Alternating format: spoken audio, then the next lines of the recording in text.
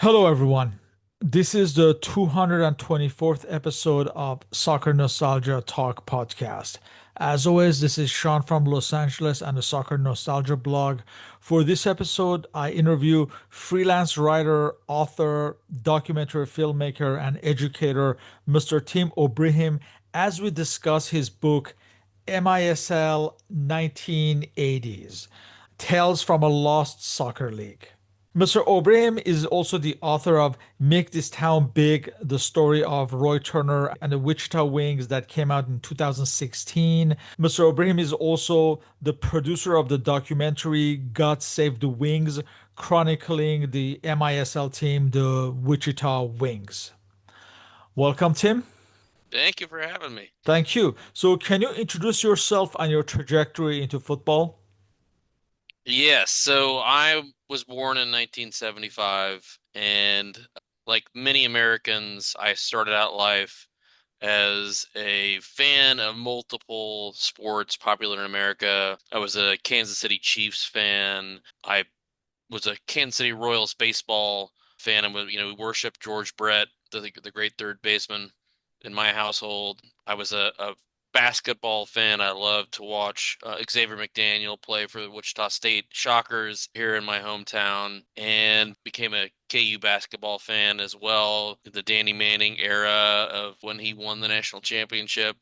But in Wichita, there was this kind of other thing that was happening at that time, and it was the Wichita Wings. And the Wichita Wings were an expansion team in the Major Indoor Soccer League, and they were essentially sort of the Green Bay Packers of the Major Indoor Soccer League. They were the smallest city in the league, just barely big enough to get a team, and they were the only major league professional sports franchise in Wichita, or had ever been in Wichita.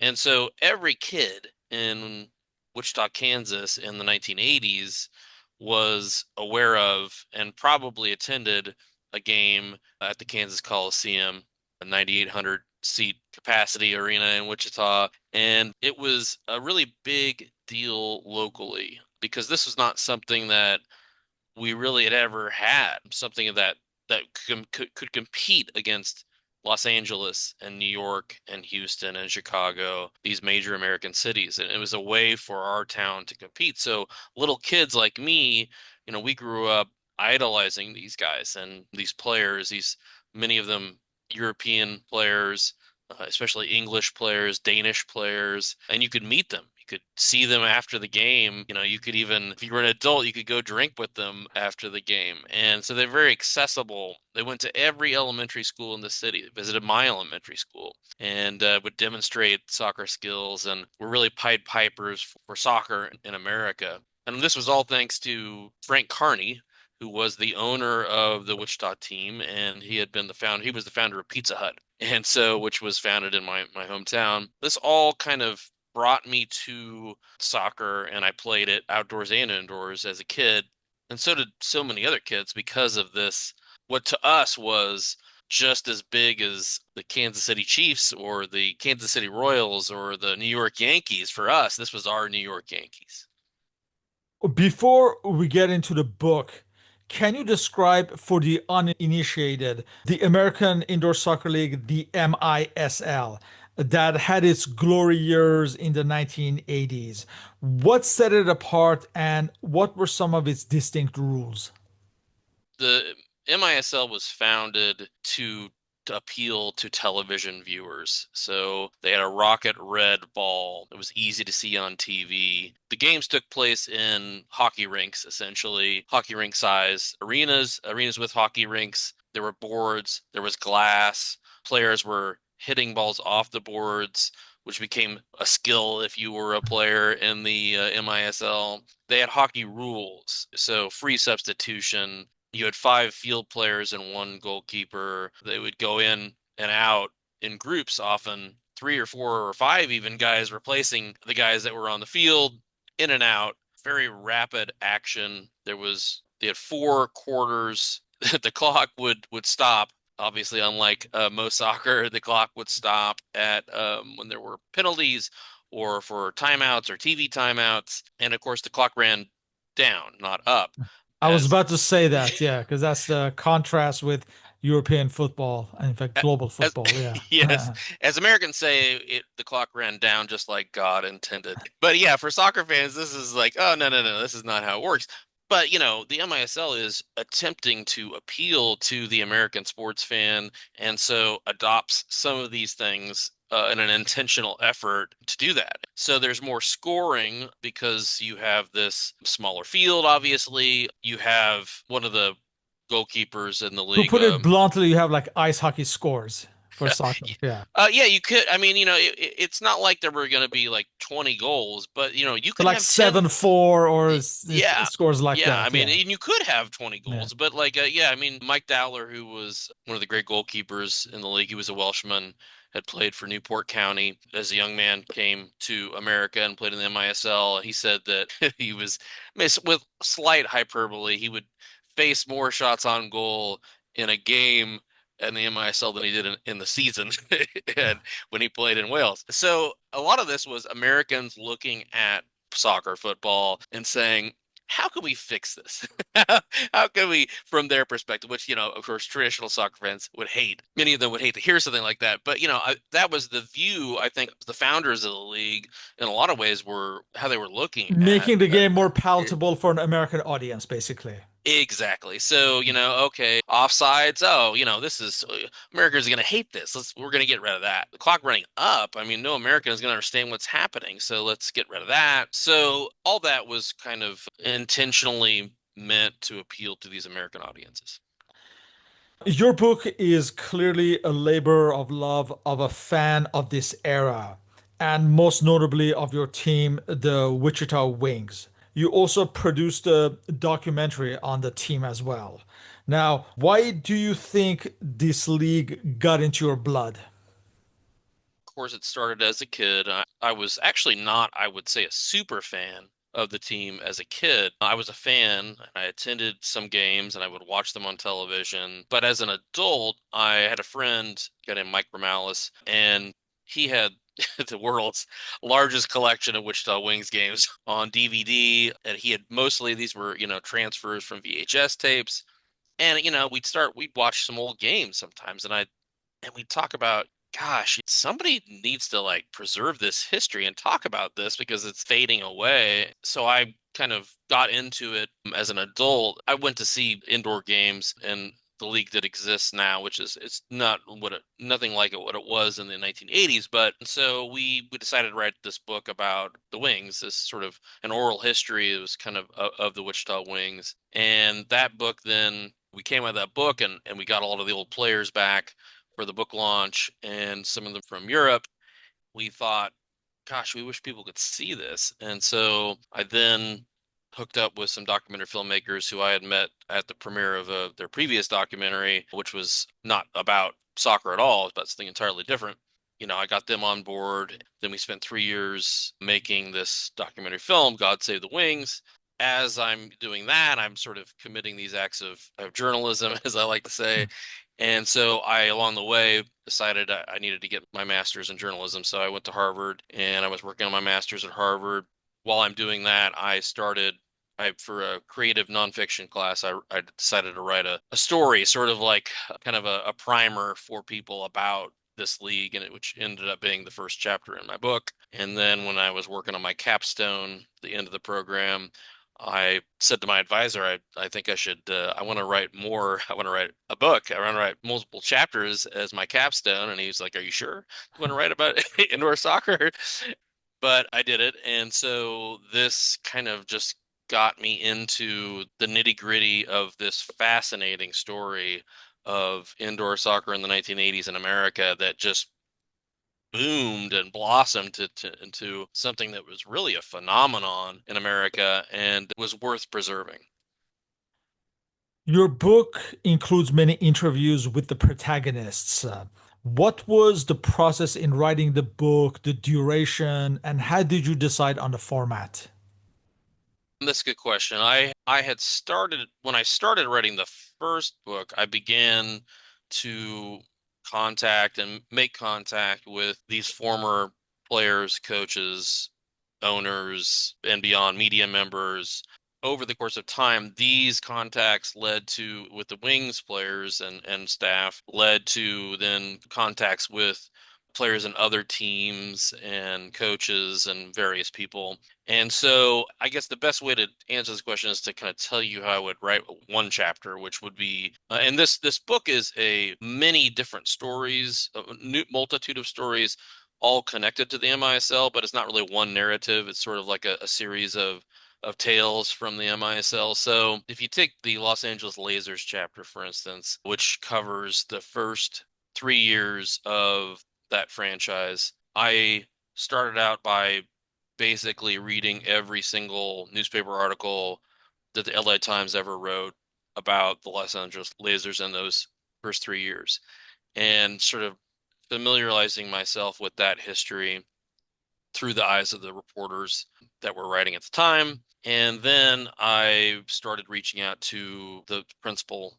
people involved. So the Lasers were a particularly interesting story because they were owned by the LA Lakers, so the NBA franchise. And so Jerry Buss, who was the famous owner of the Lakers, Dr. Buss, had his son, Johnny Buss, run the team for the first 3 years.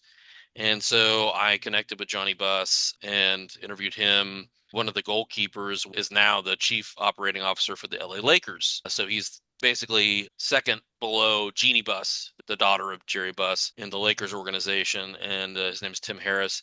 So I interviewed him and then started interviewing players like Lee Cornwell, English player, played at Orient. Mark Lindsay had played at Crystal Palace and in the NASL. He was a laser. Batata, who played for the Brazilian national team and then Club America in Mexico. Interviewing these guys, sort of trying to dig into their memories of what happened, and which is always interesting then to compare to what are the contemporary things that are being said at the time and then comparing it to the memories of these guys. And what I often find is both sometimes they just don't remember things, but also they're much more willing to talk about maybe things that were controversial now than they were 40 years ago because, who cares now, right? So unearthing all these interesting facts about the LA Lasers, lots of celebrity appearances in that chapter. Neil Diamond is a big fan of the team. Rod Stewart makes an appearance with the team. Paula Abdul, she was one of the choreographers for the dance team, the Laser Girls, which were basically the Laker girls in a different uniform. James Caan was on the bench. So, as one of the players said, Sonny Corleone is on the bench with us. This is like, this is amazing. So that is the process basically of then molding those interviews into with the archival information that I'm finding and sort of trying to get at the real story as best you can. And many of the other chapters, there's a number of different ways I tell the story. There's some first person stuff in the book by Andy Chapman and Alan Merrick, and then there are more sort of reported chapters like this chapter and then the Dallas Sidekicks Championship chapter. But yeah, so that's essentially my method.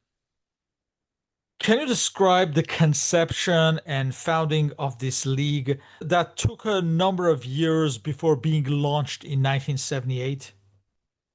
The league was just kind of created off of a lot of coincidences. So in 1974, Al Miller was the coach of the Philadelphia Atoms in the North American Soccer League, which of course was most famous for the New York Cosmos. So he got a call from this Portuguese man who was the agent for the Moscow Red Army team. They were wanting to make some money in the off season, go on a tour. He says, hey, we want to bring Moscow Red Army to America for an exhibition or a series of exhibitions. Al Miller says, oh, when would you like to come? They say February. And Al Miller says, nobody in Philadelphia is going to go to a game. You'll get 50 people that come to a game in February with the weather in Philadelphia at time of year. And they say, well, we can play indoor.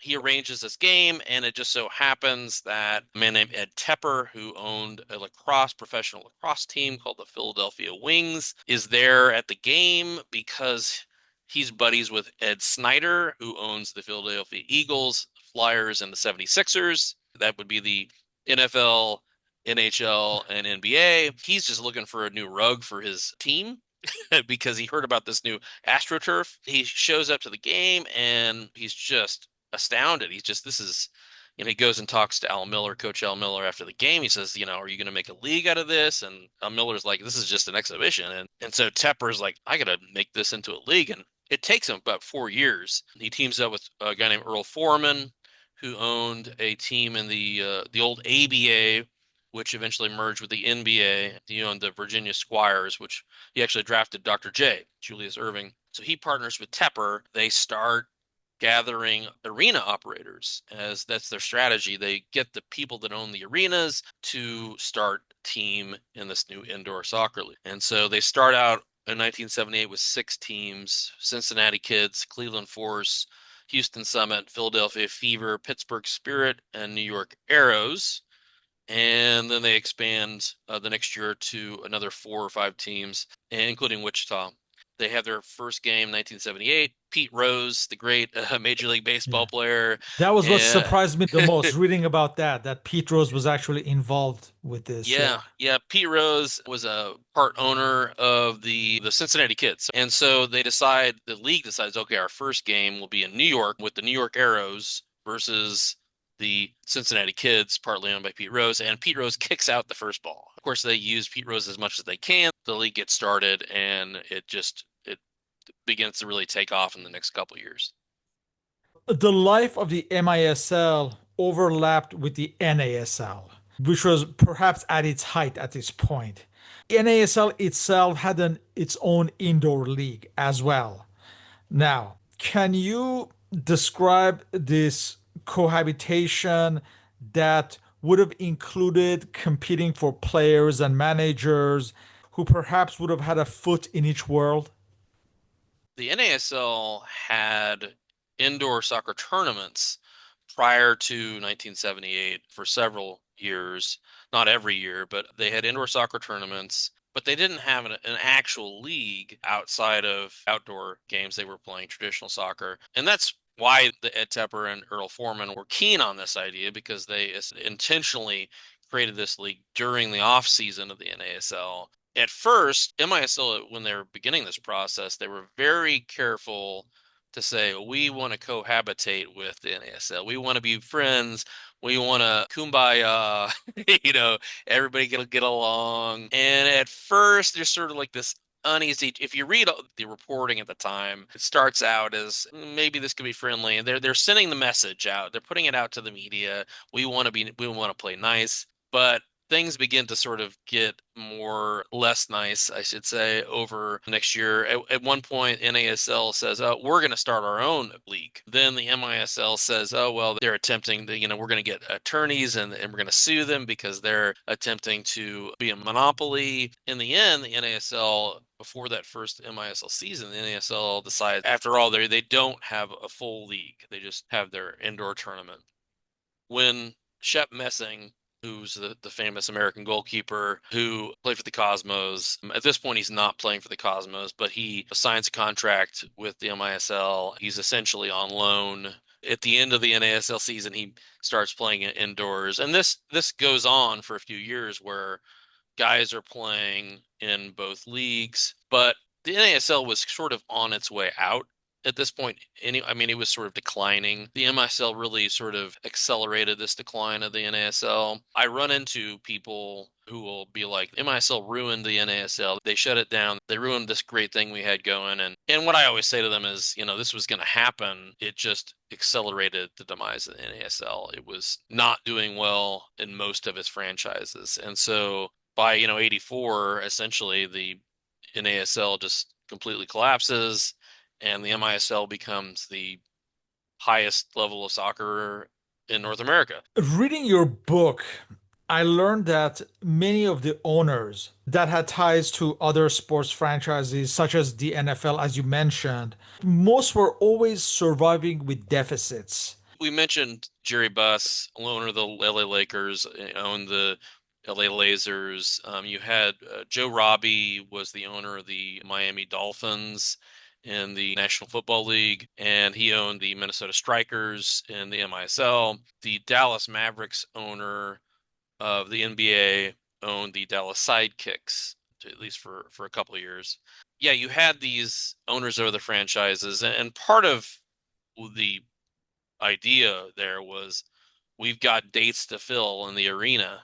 So if we have a team like, you look at LA, you have the Lakers, you have the Kings playing in NHL, and then they also had a team tennis league that they play at this is all the Fabulous Forum where Magic Johnson had just won a championship in the NBA. And so then you throw the lasers into the mix to get more dates in the arena and you can economies of scale and all that. The success of this was the strikers ended up giving, Joe Robbie ended up giving up after a while. So did Jerry Buss. So did the Dallas Mavericks owner. I think a lot of these guys viewed the indoor teams as a another way to get dates in their arena to fill seats to make some more money. But at the same time, Joe Robbie was he loved soccer. Dr. Jerry Buss would tell people the Lasers are my favorite team that I own more than the Lakers. And he loved watching the Lakers. He would go to most of the games. It just was difficult in some of these places like LA. It was almost impossible because LA had two NFL teams, they had two NBA teams. You had the beach, you had the NHL team. So the competition in a city like Los Angeles for the entertainment dollar is extreme. And then you have this new made up sport, indoor soccer, with made up rules just out of nowhere attempting to do something. And in places like LA and New York and Chicago, to some extent, they struggle to fill seats. But it was in places like Cleveland where they outsold the Cleveland Cavaliers of the NBA, and places like Kansas City, where the Kansas City Kings NBA franchise moved to Sacramento, partly because they were being outsold by the Kansas City Comets of the Major Indoor Soccer League, and places like Wichita, places like St. Louis, which is sort of the mecca of American soccer, which is a relative term, but St. Louis was sort of the place in America where soccer was the biggest deal. You had a lot of people going to games there. It was a very raucous atmosphere at the Checker Dome in St. Louis, and places like Seattle, Tacoma. It was very popular. It struggled in some major American cities. Besides being a threat, was the MISL frowned upon by the soccer establishment, say, not only the NASL, but also the US Soccer Federation? I think a lot of soccer people were dismayed that this bastardization of the beautiful game, as some people would put it, was dominating the soccer world in North America. And it really troubled some of them, I think. There were issues with the referees at one point where they were, saying we won't let the referees ref in outdoor soccer if they ref at the MISL. And that was not, it didn't actually happen, but there were threats about that. I think there were a lot of people who were sort of seething about this. Sort of the core, real hardcore traditional football people that were in America did not really, many of them did not like it. But many of the players, these guys who had played, grew up playing traditional soccer, traditional football, really loved playing indoor. But yeah, there were definitely tension. And when the Major League Soccer really sprouted and bloomed in the mid 90s and beyond, I think there was a reckoning in some cases. People told me that they felt like people from the MISL were getting shut out of things. They weren't being hired because this was now, traditional soccer's opportunity to really show what they could do in America. Was there a unique MISL audience that was different to the NASL audience? Yes, I think so. So one of the interesting things was the popularity of indoor soccer with women. It's the 80s. Everybody's wearing short shorts. The legs are oiled. The guys are going out in the field with their glistening calves. And these English accents and I mean these European guys, very suave. Many women really bought into this sport, and it might still begin to sort of realize this and sort of kind of crow about it and like, oh, we've brought women to sporting games. I could say that in my hometown, the Wichita Wings of the MISL really brought out a cross section of people and brought out a lot of people that were not soccer people. And you had the aircraft workers from who worked at Boeing and Beach Aircraft, Cessna aircraft going to the games, and then you had the CEOs of those companies there too. And you had a lot of people who were traditional American sports fans, sort of like me. I mean, I'm a fan of basketball, baseball, football, love Olympic sports. We were not necessarily, it's not like Grandpa would teach you about all the history of the league because the league just started. So nobody knew anything, and they all had to start fresh. And so the Wings brought in Crazy George, a professional fan who was paid to come. He did stuff at the NASL, he did stuff in football, and he came in, he'd beat his drum. He was pretty crazy teaching the people how to be a fan. You had the traditional soccer people in Wichita, for instance, they thought it was great to have a team, even though this wasn't the soccer they grew up playing. They were there too. And it's just you also had all these new people who knew nothing about soccer, but like they just loved watching it because the indoor game is really an exciting game to watch compared to multiple, all different kinds of sports. It provides fast action. It's an exciting atmosphere. You get a lot of scoring. There's a lot of movement, constant movement. It appealed to lots of different people, including people who didn't even like sports. I talked to many people who were not sports fans at all who loved indoor soccer because it was just sort of uniquely entertaining. As mentioned earlier, you interviewed a number of players such as Mike Dowler, Kevin Cooley, Andy Chapman, Alan Merrick, Eric Rasmussen, LeBaron Holliman. What was the common thread in their trajectories and differences between the American players and the foreign player trajectories? The English players were typically experienced professionals who were in the sunset of their career. I mean, Kevin Cooley had played at Liverpool, then came to America, played in the NASL, and then came to the MISL. And then you had English players like Andy Chapman, who was a young man who had very little experience. And that typically with the English players were either young guys who didn't have a whole lot of experience, but more typically older players who had quite a bit of experience, like Mark Lindsay, who had been at Crystal Palace, and then a number of other Lee Cornwell at Orient. The American players, in terms of American players versus foreign players, that's actually an interesting subject that I tackle a little bit in the book. So at the beginning of the league, the MISL, the message they were putting out when they were starting the league before it even got started was, and this was consistent in the interviews with various owners and league officials, this is going to be an American league. We're going to play American players, not like the NASL, all these foreign players. We're going to give Americans a fighting chance. There was an intention to do that, I think, that was. I asked the league founder Ed Tepper, did you guys mean this, or are you just saying this to like get Americans to pay attention? And I think he meant it. He really wanted to give American players a shot. But as I say in the book, the teams that played too many American players didn't win very much. And they learned very quickly that if they wanted to compete, they needed to mostly play these foreign players because American players weren't there yet, most part. So the American players, like with the Wichita Wings, in Wichita and Kansas, ironically, this sort of you think of the heartland and American flags but we had this team of Europeans, Danish players and English players playing really pretty precise soccer.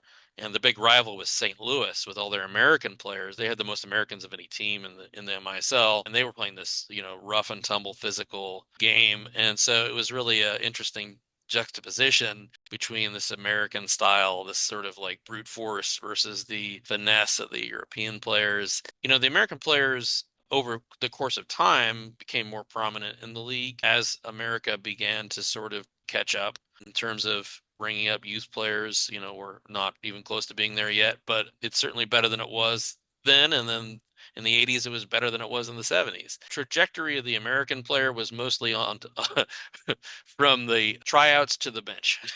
So that's not true everywhere or with all players, but I mean, when you grow up eating and breathing and soccer is part of your existence in these other cultures where you're kicking a ball, before you can even talk. I mean, this is, of course they're going to be better players. They have systems built to bring these kids up. And you just didn't have that in America, or you just had the beginnings of it. And so, but I like to talk about some of those American players in the book, like LeBaron Holloman, who was sort of that generation of kids that grew up watching the MASL, and then he was just slightly too young to play in it. And then, but it formed the trajectory. It pushed him to become a professional himself. He was a native Wichitan, the first native Wichitan to play for the Wichita Wings, or one of the first. You had a whole range of different experiences from the foreign players. Mike Dowler is sort of the center of my first chapter. I tell the story of the MISL kind of through his experience as a undersized goalkeeper in Wales who lacks confidence and then comes to America and becomes in a goal that is smaller. It doesn't matter that he's 5'9". It doesn't matter here. In fact, so his skills are perfect for the indoor game. And guys like Kim Rundfed, who is a Danish player, his older brother was Per Rundfed, who was the captain of the Danish national team, who actually came to play for the Wings as well. But his little brother Kim was the star, not Per. But in traditional football, Per was much more important player than Kim ever was. But Kim, his skills were suited to indoor soccer, and he was a tremendous athlete as well. And that was borne out by, their experiences playing indoors in America. Was the music, presentation, and the showbiz elements of the league palatable to an American audience? And did that serve as a blueprint for other leagues to follow? Yes, they knew when they created this league, the different marketing teams and the various cities across the league and in the league office itself, that they're going to have to do more than just say starting at forward so and so. In Baltimore, players literally there a spaceship descended onto the field and the players ran out of the spaceship. And this was documented by a BBC film crew. It was very like, this is not what's going on here. Like in Kansas City, they brought elephants from the zoo onto the field and the elephants kicked the balls into the goal. So you had like music, you had lights, you had laser lights which was a new thing. And so all this, and people have to remember at this time, professional sports anywhere, nowhere had this sort of kind of circus-like atmosphere. NBA games, Major League Baseball, NFL, they were not doing this. Introductions were just basic. And so then the NBA and these other leagues, they literally took these ideas from MISL and they brought them into the NBA. And you had a couple guys, the Lewicki brothers, Todd and Tim Lewicki. They were MISL front office guys. They eventually went on to run, among other things, one of them was the chief operating officer of the NFL. They ran the Houston Rockets, the Toronto Raptors, the Golden State Warriors, the Seattle Seahawks, all these different teams, some NHL teams as well, the Toronto Maple Leafs. They, took these ideas and then others did this as well and said, hey, the NBA can do this, the NFL can do this too. We need to get people excited. It's not enough just to have a sporting event, you have to have a spectacle. What can you say about the league's historians, the Punishers acronym? What is the common thread amongst these dedicated fans? Yes, that would be the Professional Underground Network of Indoor Soccer Historians, Punish. So I call them Punishers. That's a jokey name they've given themselves. Talking about guys named Rich Pichette, Mike Morales, Alan Balthrop, and Brian Holland. These guys all became obsessed with indoor soccer at some point, mostly in their youth. All began to want to document the league. And as time has passed, they all wanted to make sure this history was documented for people who didn't experience it because they felt like this was an important part of the history of the sport and of sport in general, and it needed to be preserved. At what point do you think the MISL was at its height? I would say you would probably put that at 1985-ish, somewhere in the mid 80s. At this point, the league had gotten. Or the NASL had collapsed? Maybe that helped. Yeah, Yeah. and that helped. They were on the USA Network nationally in the early 80s. Then they were on ESPN for a bit. They had some serious stars. in the league. Money was getting good. Guys were making pretty serious money playing indoor soccer. So that height would be around then, and then the league made sort of a critical error. Well, they really needed a better television contract. And they made the decision to go with a TV network called FNN Score, which, That I had never heard of. yeah, yeah, neither did I. And that was a mistake. So the worldwide leader in sports, ESPN, would have been, I'm not saying that they necessarily could have gotten that contract again, a better contract with ESPN, but the lack of real national TV exposure really hurt the league. But that 85, around that era, that was, you were seeing really significant talent in the league.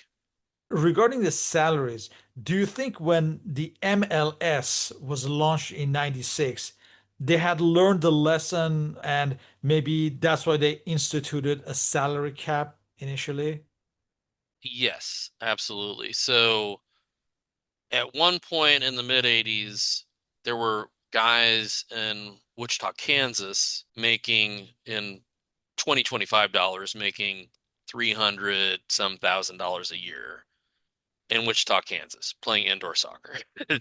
Chico Borja, he had played for the Cosmos and played for Team America and was a US Olympian. He signed a 3-year $1 million contract and with the LA Lasers in 86, 85 or 86. Today's money, this was almost $1 million a year in the mid 80s playing indoor soccer in America. But that's the other part of what happened was the MISL eventually they created a salary cap. Some people argue it was too late. Some people say they never should have done it, but I think it was almost certainly a lesson for Major League Soccer. I seem to remember that European clubs, say in Germany, who had to take winter breaks, they would participate in indoor tournaments to stay fit. Do you know if there were ever tours in America or in Europe, vice versa, between the leagues with the clubs facing each other? If not, would that have helped the league? I don't think it would have. There wasn't a lot of that. There was some of it. Would it have helped the league? Absolutely not, because nobody in America knew who these teams were in the mid 80s. I mean, how many people in America knew what Manchester United was in the mid 80s? Not very many. Like, I don't think it would have probably helped that much in America. There were some. The Soviets sent a team that played exhibition games and against MISL teams, including the Wichita Wings. The Glasgow Rangers played the Minnesota Strikers. There was a Portuguese team played the New York Express in 1986, but you didn't have a whole lot of that happening at the time. It just didn't happen that much. If it did, I'm not aware of it. Do you remember in 1991 when Diego Maradona was serving his drugs ban? Ron Newman, the San Diego Soccer's manager, suggested to sign him. Was it just a publicity stunt? I actually I reached out to Guy Newman, who's the son of Ron Newman. Ron Newman, he had played at Portsmouth. He was an English guy, played at Portsmouth before he came to America. According to Guy Newman, Ron's son, Ron was at Wembley Stadium watching a game. At the game, and he talks to Ron and what's going on in America. And Newman tells him, "Hey, I have a scoop for you. We might, be in the running to sign Maradona. We might, be in the running to sign Maradona." This was him just making this up out of nowhere. And Ron Newman, this was not true. He was just doing this to try to, drum up a little excitement.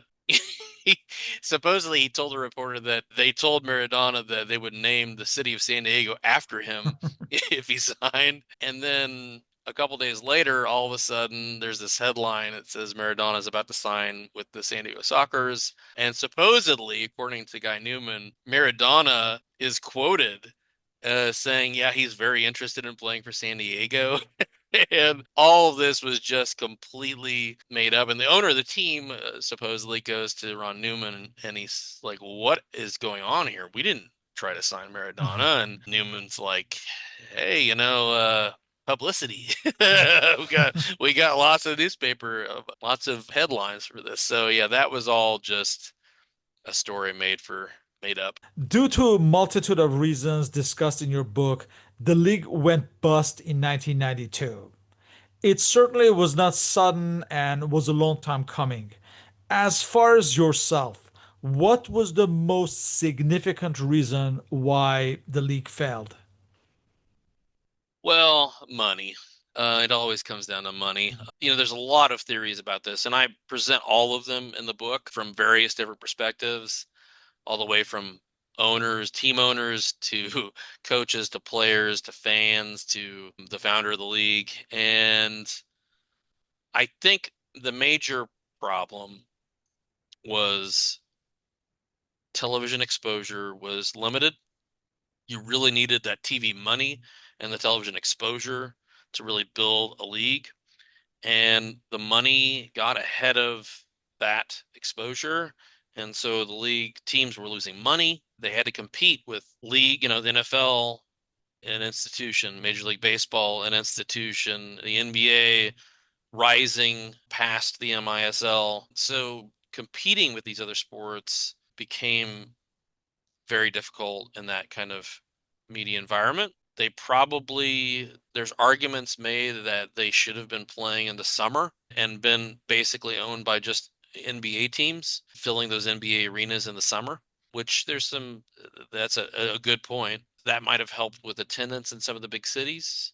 But I think it is miraculous that the MISL lasted for 14 seasons as a major league sport in America when it was invented out of thin air. Literally, they're making up the rules as they go along in that first season. Dr. Joe Matchnick, who was the referee in chief, and then you can see him on TV now talking about Major League Soccer, and he also had that same role as with the Major League Soccer. He talks about basically they're like, what the league's like, okay, what do we do with this situation that arises in an indoor game? They're making up decisions on the fly about how they should interpret these rules. And so it's a miracle that it lasted as long as it did. And it seems many of the foreign players, in fact, they really took to life in America and in this league. And it seems like most of them had positive experiences about the league overall, and some even stayed in America afterwards.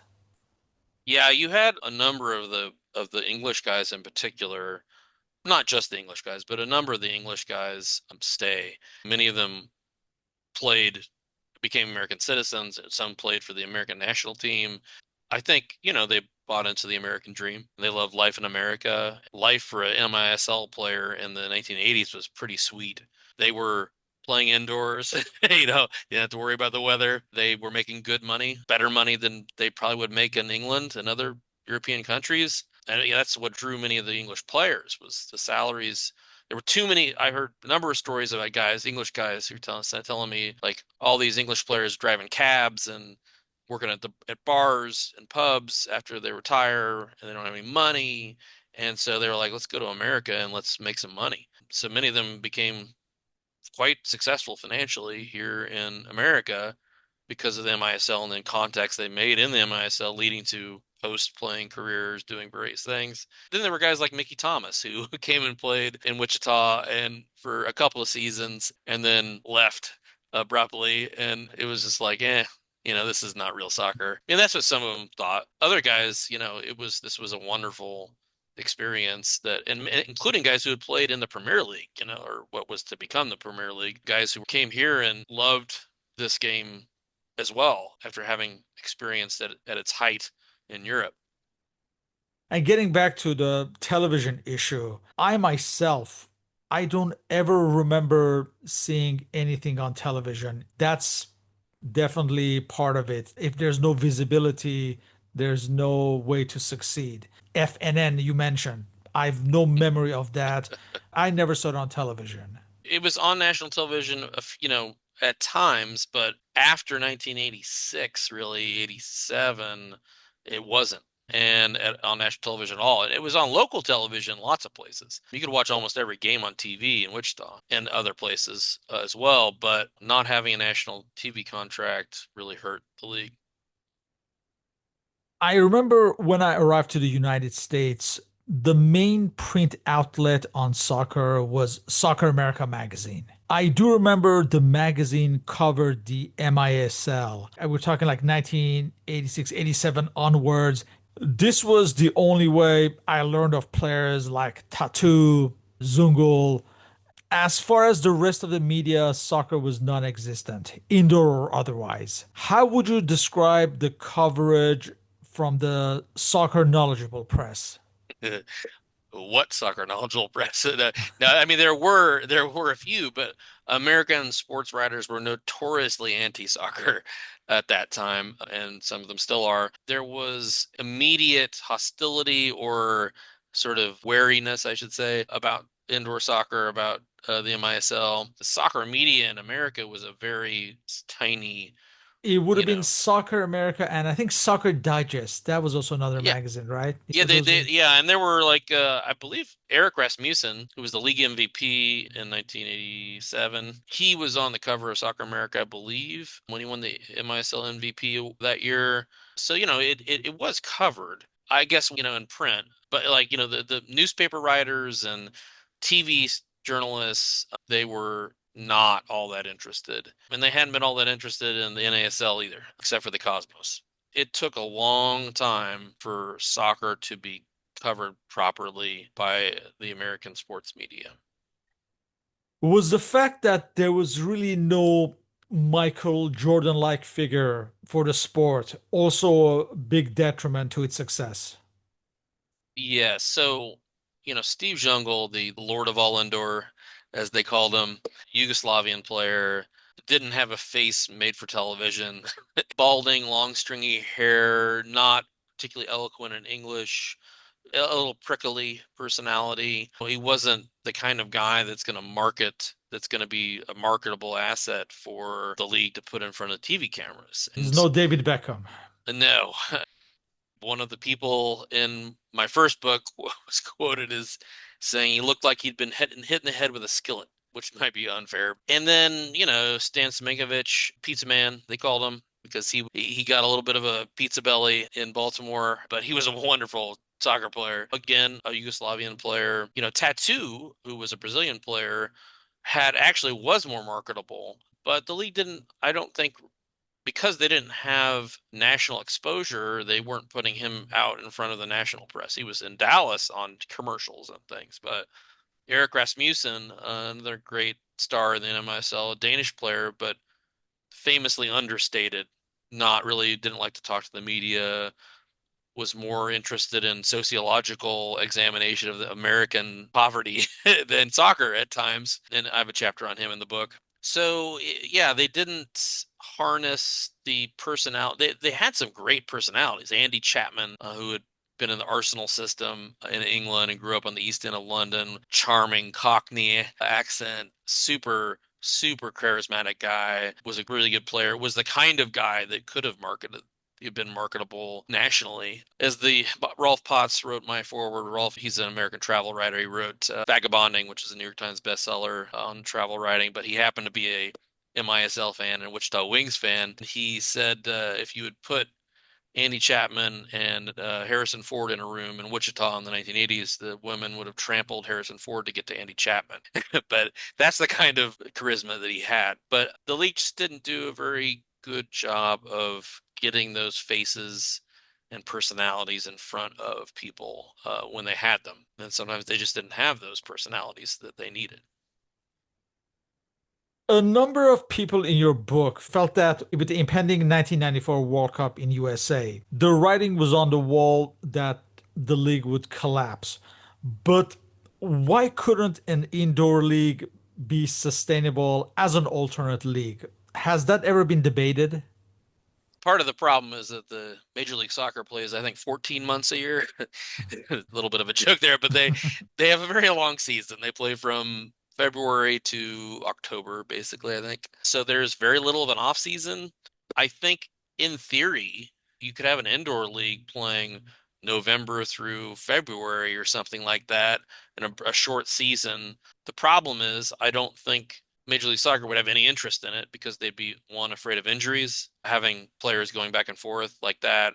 I don't know if they believe there's differing opinions out there about whether playing an indoor soccer pairs you well for playing outdoor soccer because players have I've had heard multiple different opinions on this. Like I would love that. I think that would have been actually probably the best case scenario for a long-term existence of indoor soccer in America at that higher level would be as a sort of companion to or maybe even a some kind of minor league sort of that's Major League Soccer is Yeah. drawing players from that, but it just never quite worked out that way. In closing, what is the cultural legacy of MISL in the history of soccer in the United States? Was it something unique for its time in America that could not be replicated afterwards? I think there's a case to be made that the 1980s were the perfect time for indoor soccer. You had a moment where the NASL outdoor soccer, the traditional soccer is collapsing in North America. There's this moment. It's a very 80s product. The music, the look, the hair, the short shorts, as I discussed, the mullets. It was a moment in time that I have a hard time imagining it being as successful as it was in any other time. I don't think in the 70s it could have done that because the NASL kind of paved the way for it. And I don't know if it could do that now unless you got it would take big money. It would take like NBA owners wanting to do something like this as a way to make money in the off season or something. Talk to Johnny Buss about that. He still wants to recreate the MISL. His sister Jeannie runs the Lakers now, but Johnny is still a part owner of the Lakers. But yeah, I think the legacy is it really was something unique and it's been awfully hard to replicate it. It still exists and it is just it's not the same level it was and it's still entertaining. It's just the success of Major League Soccer has made it less likely for indoor soccer to really rise. You have this Major League Soccer has become I don't maybe the fourth most important sport in America, behind baseball, football, and basketball. I think it competes with hockey for that fourth spot. That is a major achievement in America for soccer because it's hard to get the American sports fan to look at soccer differently. And the Major League Soccer has done a good job of that. And I think, it's making a run at baseball for number three. With that, I would like to thank you for your participation in this interview. All our respective contact information and the links to your books and documentary, God Save the Wings, are listed on the blog and podcast uploads. So, Tim, thank you once again and hope to continue these discussions on soccer history. Thanks for having me. And the MISL is a fascinating story. And even if you don't buy my book or watch God Save the Wings on Prime Video, I would encourage you to research this sport. And it was a fascinating time in sports history. Thanks again. Thanks.